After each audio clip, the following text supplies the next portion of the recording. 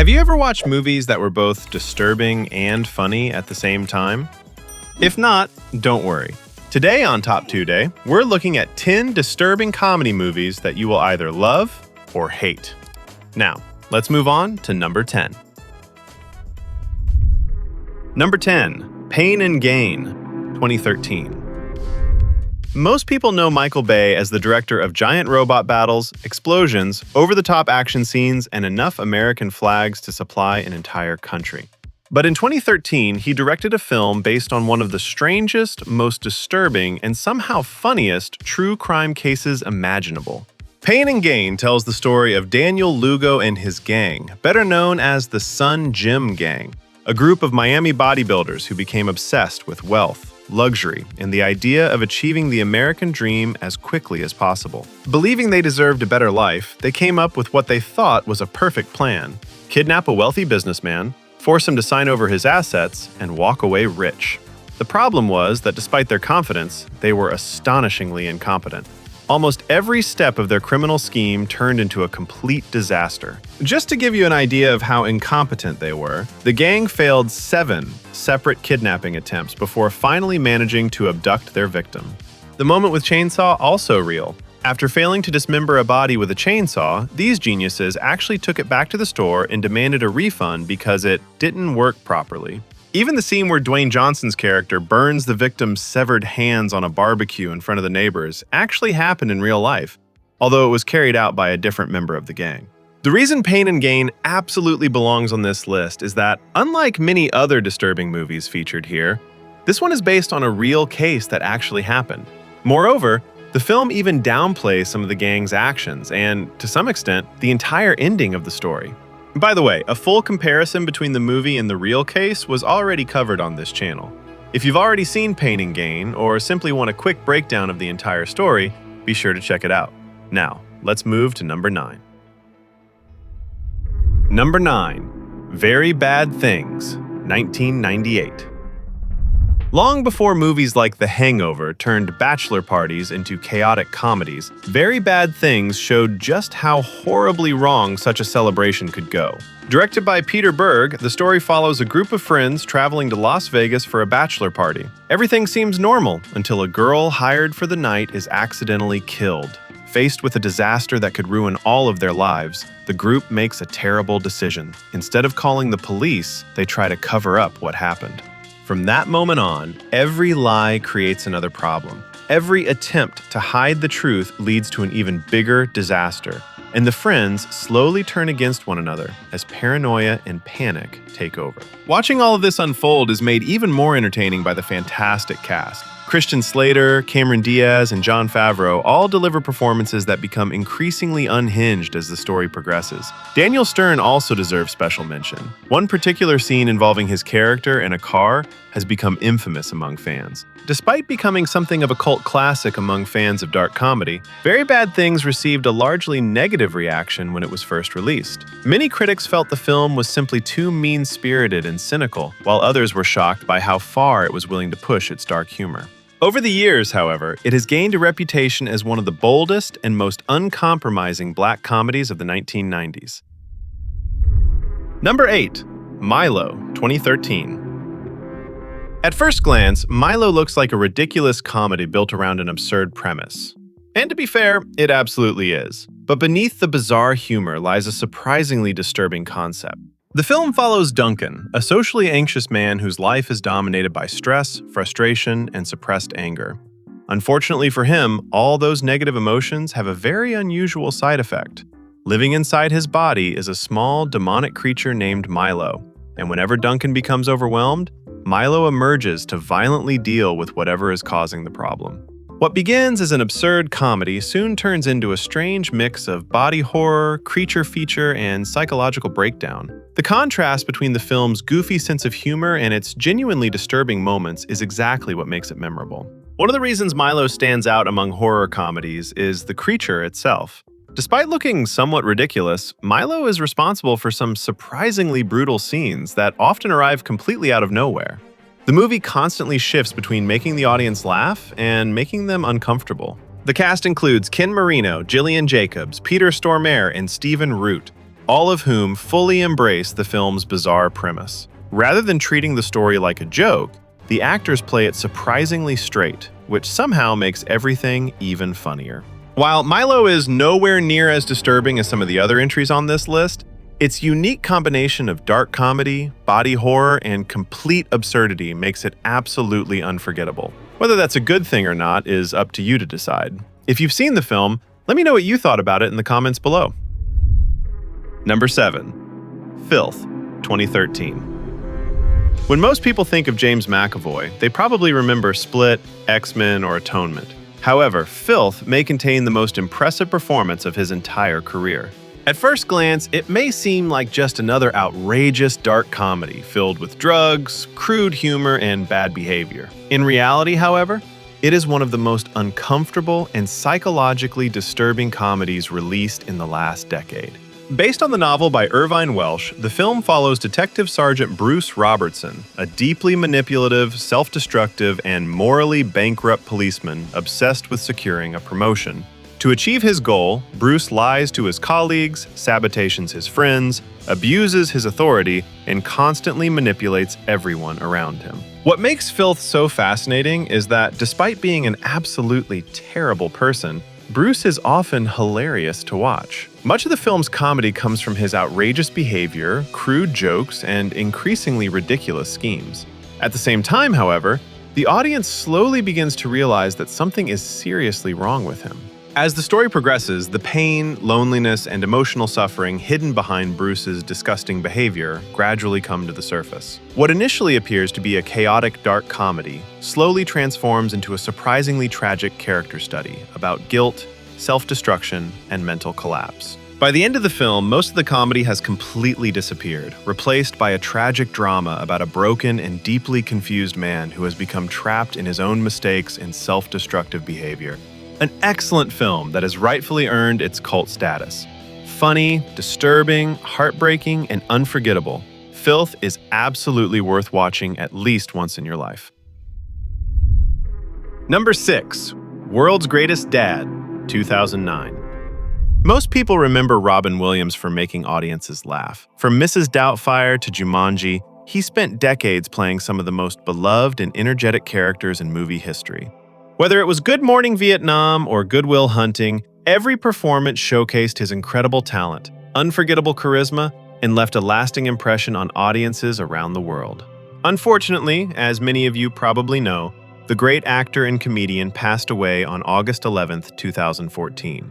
Years later, it became known that Robin Williams had also been suffering from early-stage Parkinson's disease and was not ready to share it with the public.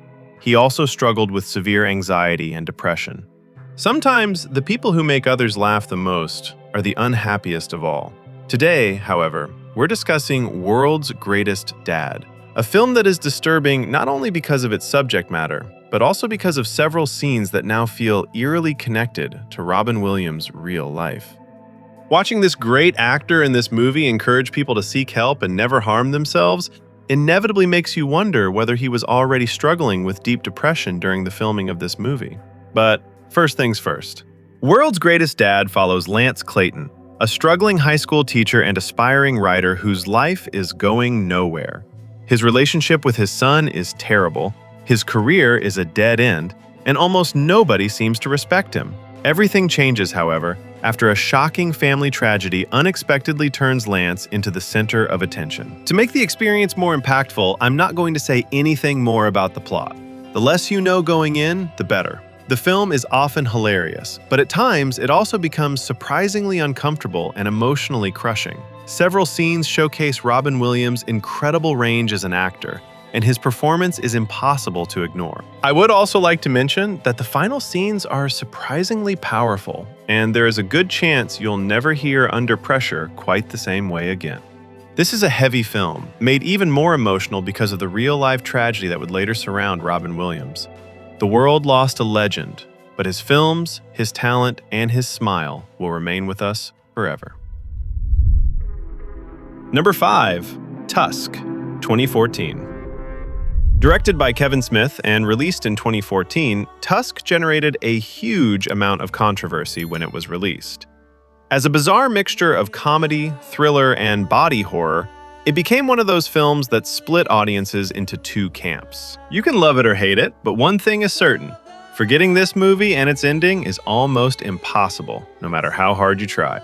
The film follows Wallace Brighton, played by Justin Long, a cynical podcaster who travels to Canada in search of unusual stories and eccentric people to interview. During his trip, he encounters an elderly man named Howard Howe, played by Michael Parks, who claims to have lived an extraordinary life and offers to share some incredible stories from his past. Of course, Wallace has no idea that Howard's stories hide a very disturbing obsession centered around our main character. What begins as an unusual interview soon turns into a bizarre mix of comedy and horror. The less you know about the plot, the better. Tusk is one of those rare films that becomes more bizarre with every passing minute. Just when you think you figured out where the story is going, Kevin Smith somehow manages to make it even stranger. One of the most fascinating things about Tusk is its origin. The entire film was inspired by a bizarre online advertisement that Kevin Smith and his friend discussed on their podcast. What started as a joke eventually evolved into a full-length feature film. Somehow, one of the weirdest horror movies of the last decade was born from a random internet story. The film also contains one of the most unforgettable body horror transformations in modern cinema.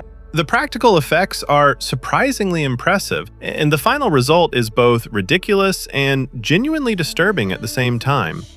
I'm not sure whether you'll love it or hate it, but one thing is certain. You will never forget it. Number 4. Man Bites Dog, 1992. Released in 1992, Man Bites Dog is one of the most controversial black comedies ever made. Presented as a mockumentary, the film follows a small documentary crew that decides to spend time with a charismatic serial killer named Ben and record his daily life. Ben appears surprisingly charming, intelligent, and even funny. He discusses philosophy, art, architecture, and life itself, while casually committing robberies and murders. Much of the film's dark humor comes from the absurd contrast between Ben's intelligence and the horrific crimes he commits. With humor and irony, he carries out horrifying acts while casually commenting on them. And as a viewer, you may find yourself laughing at moments you probably shouldn't. For example, Ben murders elderly people by showing up at their homes disguised as a mailman. While committing these crimes, he constantly shares his vision, explaining things like how old people usually keep a lot of cash and that you just need to know how to find it. As the film progresses, however, the comedy gradually disappears.